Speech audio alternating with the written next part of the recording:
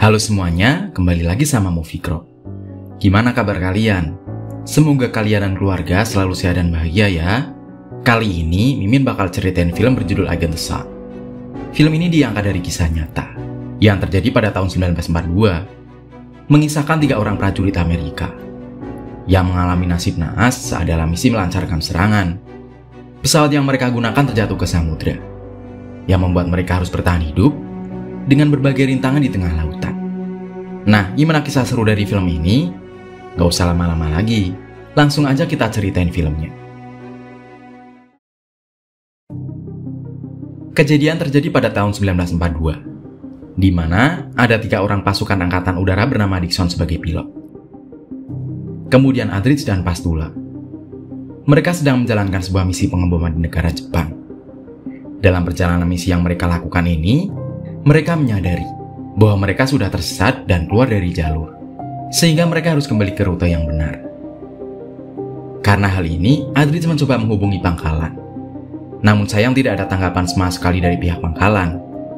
Dixon yang mengemudikan pesawat sangat khawatir, karena bahan bakar pesawat yang mereka gunakan sudah hampir habis. Di saat itu juga, secara tiba-tiba Aldrich malah terhubung dengan orang Jepang melalui radio. Takut terdeteksi oleh musuh, dia pun langsung mematikan radio, dan dia kemudian menggunakan sandi Morse untuk menghubungi pangkalan. Melihat bahan bakar yang sudah sangat sedikit, Kapten memutuskan untuk membuang bom yang mereka bawa, dengan tujuan agar pesawat lebih ringan.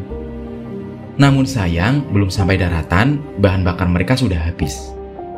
Mereka mempersiapkan semuanya sebagai bekal, seperti perahu karet dan ransum atau makanan kaleng untuk tentara.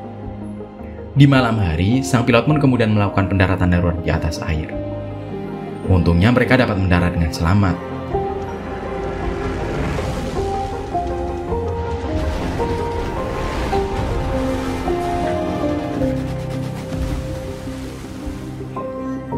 Di saat mereka mencoba keluar dari pesawat, Pastula tersangkut pada sabuk pengaman. Jika tidak berhasil terlepas, maka dia akan tenggelam bersama pesawat ke dalam lautan. Untungnya sebelum kehabisan nafas, dia berhasil melepas sabuk pengaman, kemudian berenang ke permukaan. Mereka bertiga kemudian mencoba membuka perahu karet. Namun entah kenapa, perahu karet tersebut tidak berfungsi. Cukup lama mereka mencoba, akhirnya perahu karet dapat terbuka dan mengembang dengan posisi terbalik. Dengan posisi itu mereka susah payah menaiki perahu karet tersebut. Walaupun mereka tentara, melihat lautan tanpa daratan membuat mereka sangat ketakutan. Mereka berpikir, apakah mereka bisa selamat dari sini? Keesokan paginya, terlihat Aldrich dan Pastula masih tertidur pulas. Sementara itu, Kapten Dixon sudah bangun. Kapten pun kemudian membangunkan mereka berdua. Aldrich kemudian bertanya pada Kapten, seberapa jauh mereka dari daratan? Namun karena tanpa alat bantuan apapun, Kapten juga tidak tahu akan hal itu. Dengan waktu cukup lama, mereka terus mengamati sekitar dan selalu berharap akan ada kapal atau pesawat yang melintas dan dapat menyelamatkan mereka. Dari kejauhan, Aldrich melihat ada yang datang. Kapten mengira itu hanyalah seekor burung. Namun tentu sangat jarang burung di tengah samudra seperti ini. Setelah diperhatikan, ternyata itu adalah pesawat pasukan Amerika.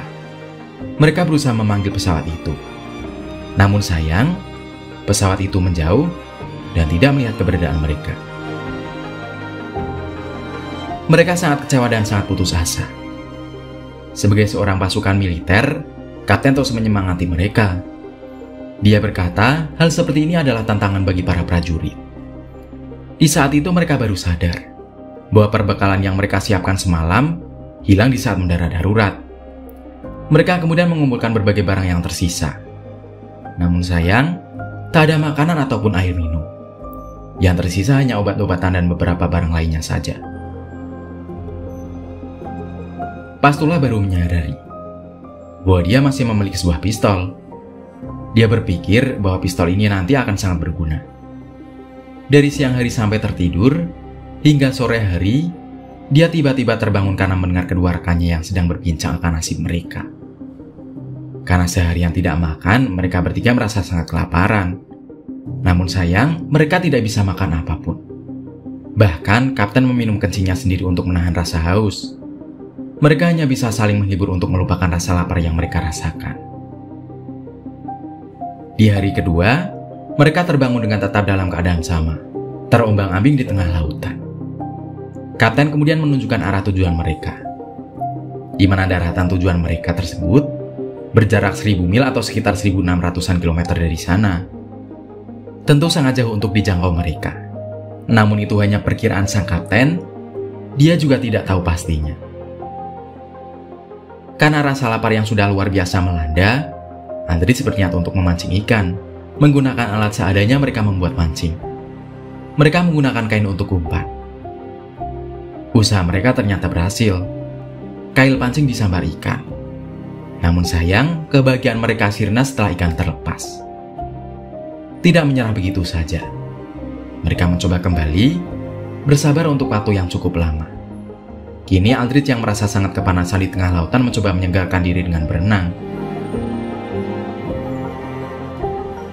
Di hari kelima, karena saking laparnya dan hausnya, Pastula mencoba meminum air laut, namun dicegah oleh kapten, karena menurutnya hal itu akan lebih berbahaya.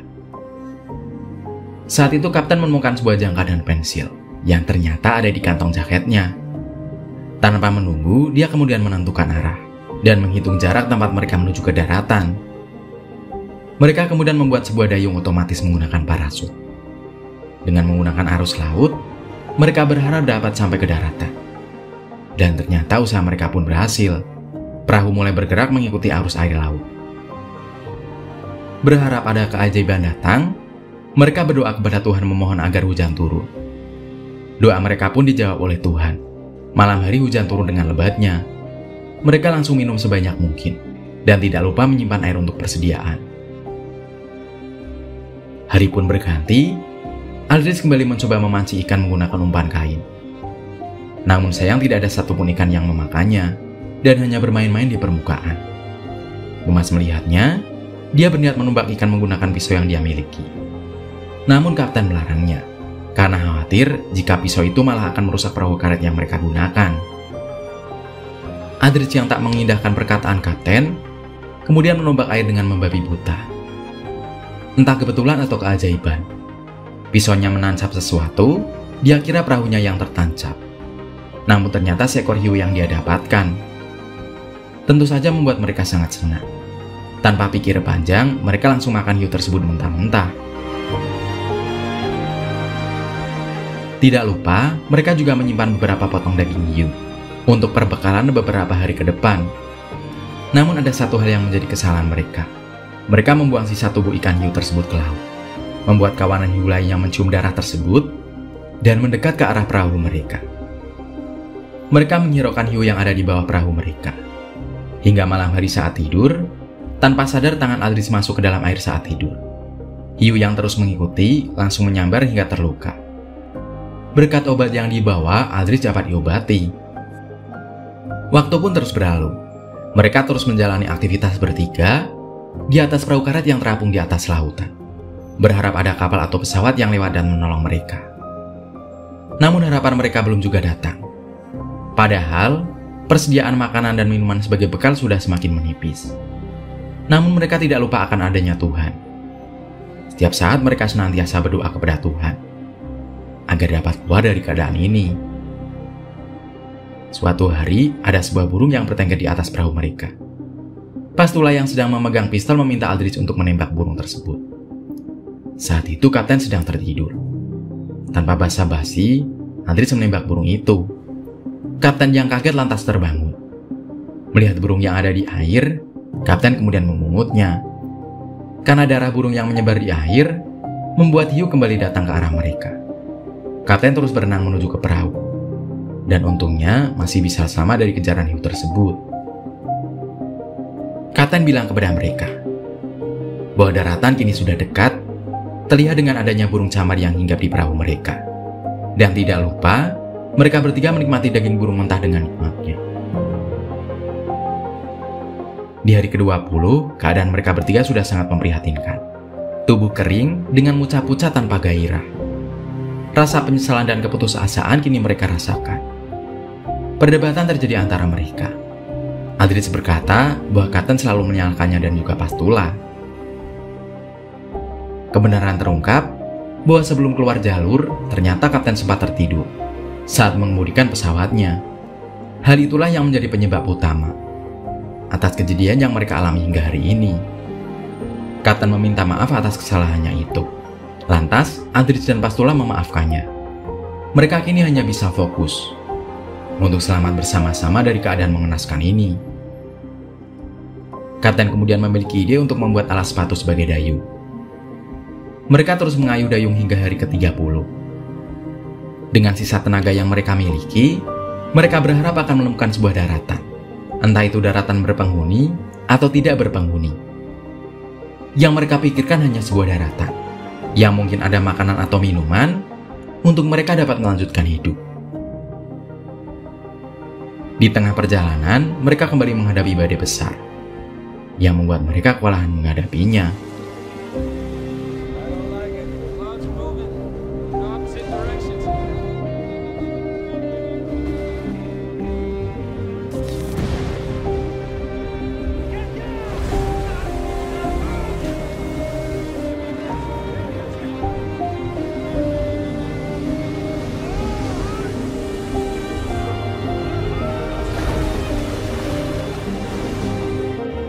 Badai pun sudah usai.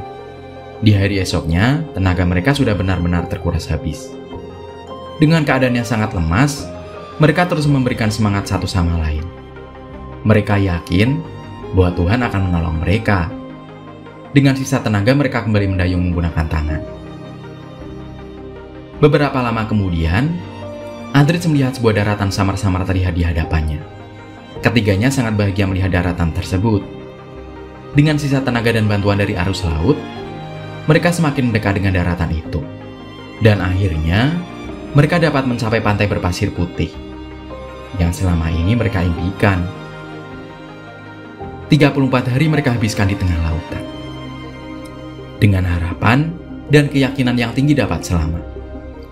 Akhirnya di pulau itu mereka mendirikan sebuah gubuk, menunggu dan berharap akan ada yang menyelamatkan mereka suatu hari nanti. Hingga akhirnya mereka berhasil ditemukan dan dibawa ke negara asal mereka. Kemudian, film pun berakhir.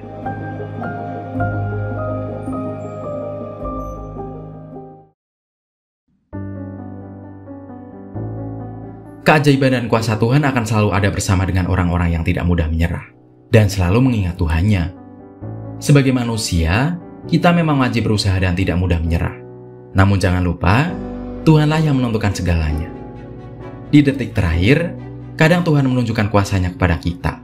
Jadi intinya tetap berusaha, jangan mudah menyerah, dan tetap ingat Tuhan selalu bersama kita. Nah, menurut kamu, kesan moral apa yang dapat kamu petik dari film ini? Dan seperti biasa nih, dari 1 sampai 10, berapa nilai yang mau kamu kasih buat film ini? Tulis pendapatmu di kolom komentar ya. Sekian video film kali ini, semoga kalian suka dan terhibur. Sampai jumpa di video cerita film selanjutnya. Terima kasih udah nonton bareng sama Mimin. Mimin pamit. Dadah.